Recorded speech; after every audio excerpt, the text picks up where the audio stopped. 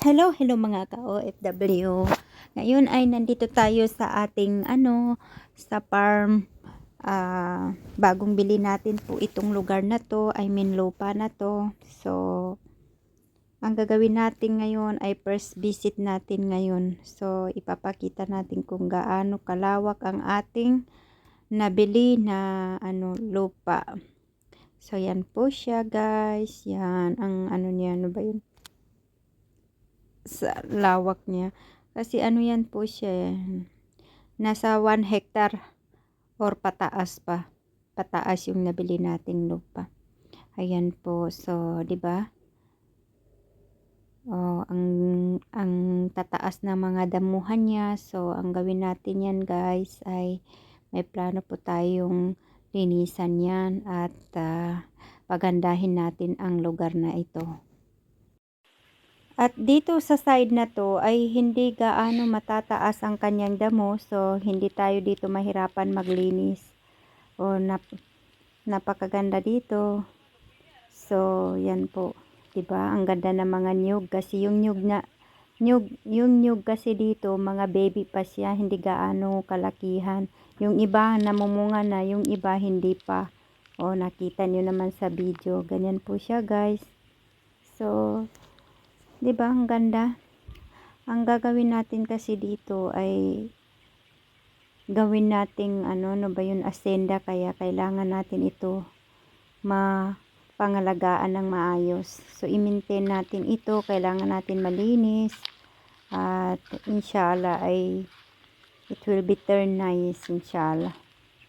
So yan po, napakaganda. Basta alagaan na lang natin, so maging maayos ang lahat.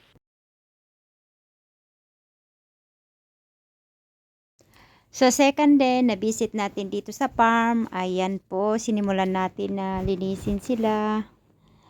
Lininisan natin pati yung mga sanga-sanga na mga niyog natin ay binawasan natin para mabilis sila maglaki, mabilis malulusog sila, no? Kailangan ng ganyan para maging maayos ang kanilang mga pangangatawan kasi alam mo ba, mga plant yan ay alam mo, para ring tao yan, kailangan nila ng nutrient support sa kanilang body. So, yun po ang kanilang mga so kailangan natin i-maintain ang kanilang mga kalusugan. So, yan. O, di ba? Yan po yung mga nila. So, mga kailangan natin gawin dito. Kailangan talagang linisin natin, di ba? Malawak-lawak din, lawak niya. O, di ba, guys? Medyo maaliwalas na tingnan. So, tingnan niyo na kasi hanggang ngayon, hindi pa rin natapos yung mga sanga-sanga ng nyug. Okay, so hanggang ngayon, tinatabas pa nila yung mga sanga-sanga ng nyug, hindi pa natapos. So, ginaganyan natin para maaliwalas at pagkatapos niyan, ang planuhin naman natin kung paano matraktor yung lupa kasi ipakultivate natin para maging mataba at maayos ang mga ng mga tubo. Kumbaga paano sila matutubo ng maganda? Kasi ang natin diyan ay bilihan natin ng mga dwarf fruits. So taniman natin 'yan ng mga fruits. Okay, so yun po ang ating balak dito sa lupa na to at gawin natin Hacienda de Aliyah Harun Muhammad. So maganda talaga pag ganun.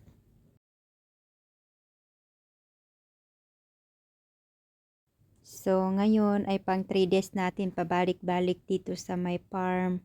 So, yan po, makikita natin na yan po ang ating mga ginagawa nung nakaraan araw, kahapon at yes, yan po yung kahapon na ginawa natin. So, makikita nyo na yung mga damo na kumbaga na na namatay na yung iba. So, ayan po makikita natin yung mga nagsilaglagan ng mga dahon ng mga niyog. So, yan po sila lahat. So, ganyan po. O, diba? Ang ganda kasi tingnan ninyo yung mga kahoy. Maganda yan, mapanggatong para sa pagluluto. So, yan po.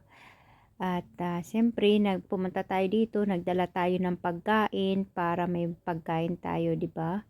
Kasi siyempre, malayo tayo sa lugar So, yan.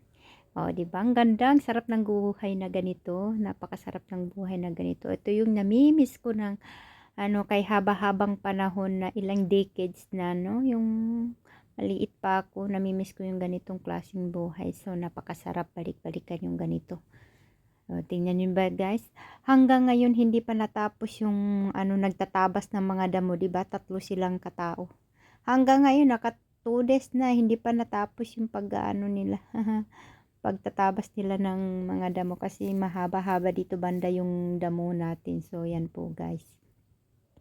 'Di ba? Pagka matapos na 'yan po lahat ay sunugin. So, kapag masunog na 'yun ay starting na natin pa-traktor 'no, para ma-cultivate yung lupa. So, ayan na po guys, yung 3 days na pabalik-balik natin dito. So, 'yan makikita niyo na kung papaano natin binabalik-balikan para matapos, para maganda at makita natin uli